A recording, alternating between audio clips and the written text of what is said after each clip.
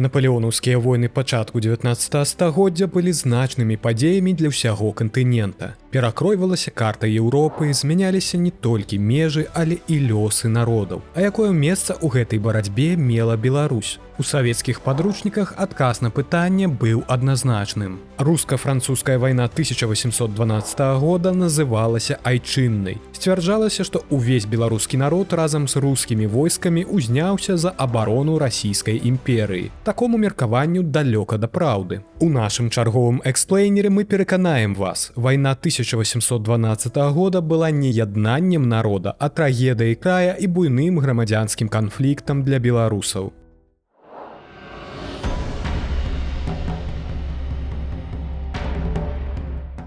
Нягледзячы на маштаб і значнасць вайны 1812 года для Беларусі, яна да канца так і не асэнсавана грамадствам. Мы звязваем яе выключна з Расіяй і Францыяй, забываючыся на тое, што беларускія землі міжволі сталі асноўным тэатрам дзеянняў чужой вайны. Рускі цар Александр I справакаваў амбіцыёзнага французскага імператара Напалеона Банапарта на канфлікт з расійскай імперыяй. Расплачвацца за авантуры двух самадзяржаўцаў прыйшлося перш за ўсё жыхарам Беларусі, не меўшых аніякіх цікавасцяў да геапалітычных гульняў. На тэрыторыі Беларусі дыслакавалася шматлікае расійскае войска, якое пакрысе рыхтавалася да вайны з Напалеонам. А размяшчэнне вялікай колькасці жаўнераў – гэта бясконцыя наборы рэкрутаў, канфіскацыя жыўнасці, фуражу, харчавання. За адзін толькі перадваенны 1811 год у беларускіх губерніях забралі ў расійскую армію 15 000 маладых беларусаў. А наогул рэкруты з беларускіх земляў складалі тады 5-ю частку ў царскім войску. Хоць на абшары Беларусі жыло ўсяго 8% насельніцтва расійскай імперыі. У сваю чаргу Напалеон у адносінах да зямель былога вялікага княства літоўскага быў чалавекам цынічным і халодна выкарыстоўваў гарачыя патрыятычныя парывы нядаўніх грамадзян ВКЛ і Рэчы Паспалітай. Ён стварыў варшаўскае герцагства, як аказалася, толькі дзеля таго, каб сабраць польскіх жаўнераў у сваю армію. А пасля акупацыі Гродзеншчыны, Міншчыны, Віленшчын і Беласточчыны ім быў утвораны часовы ўрад ВКЛ на чале з Александрам Сапегам, што выклікала эйфарыю ў вялікай часткі насельніцтва, найперш у шляхты. Аднак на напалеонаўскія планы хутка прыйшлося паглядзець з іншай перспектывы. Аказалася, што галоўнымі мэтамі Напалеона былі, па-першае, паставіць жаўнераў сабе ў войска, а па-другое, забяспечыць французскую армію харчаваннем і фуражом. Ніякага аднаўлення ВКЛ насамрэч не планавалася.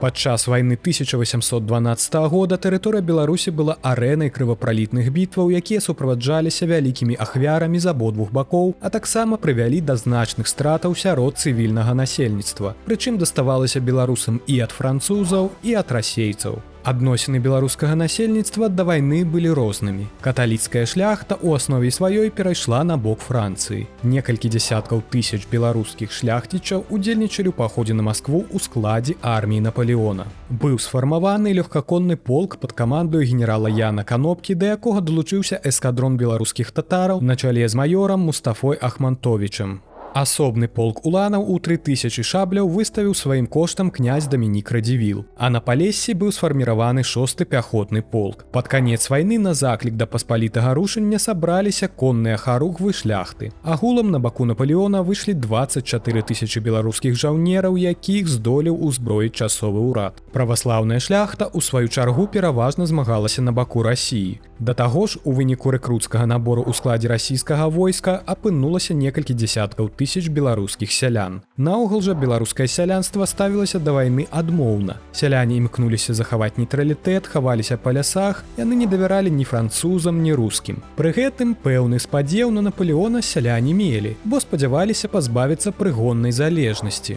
Але Напалеон чаканні сялянаў не апраўдаў.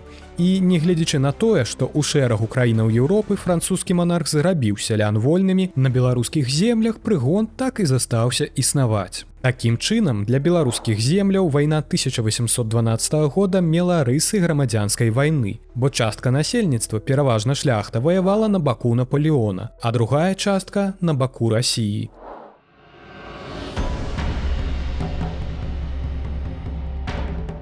Вайна прынесла беларускаму народу велізарныя бедствы. Беларусь страціла мільён жыхароў, гэта значыць кожнага чацвёртага. Віцебск, Полацк, Гародня і іншыя населеныя пункты былі разрабаваныя і спаленыя. Адны загінулі ў баях, другія памерлі ад голаду і пошасцяў. У асобных гарадах насельніцтва скарацілася ў 3 разы. Калі ў Мінску ў 1811 годзе налічвалася 11 200 жыхароў, то ў канцы 1812 года толькі 3480. Падчас адступлення напалеонаўскія жаўнеры займаліся непрыхаваным рабаваннем мірнага насельніцтва. Каб раскласці вогнішча і сагрэцца, яны разбіралі сялянскія хаты. У полымі часта гінулі бібліятэчныя, архіўныя і мастацкія зборы шляхецкіх маёнткаў. Пацярпелі і касцёлы з цэрквамі. З 300 цэркваў мінскай епархіі у той ці іншай ступені была пашкоджана чвэрць з іх. Часцяком сакральныя і культурныя перліны выкарыстоўваліся як арсеналы, шпіталі ды стойлы. У заходніх і цэнтральных беларускіх губерніях гандаль прыйшоў у заняпад. Пастаяннае рабаванне і рэквізіцыі з боку французскіх і рускіх войскаў, небяспека транспартных спалучэнняў, законы ваеннага часу ў дачыненні да маёмасці прыватных асобаў прывялі да страты багацця, узбяднення і галечы купцоў.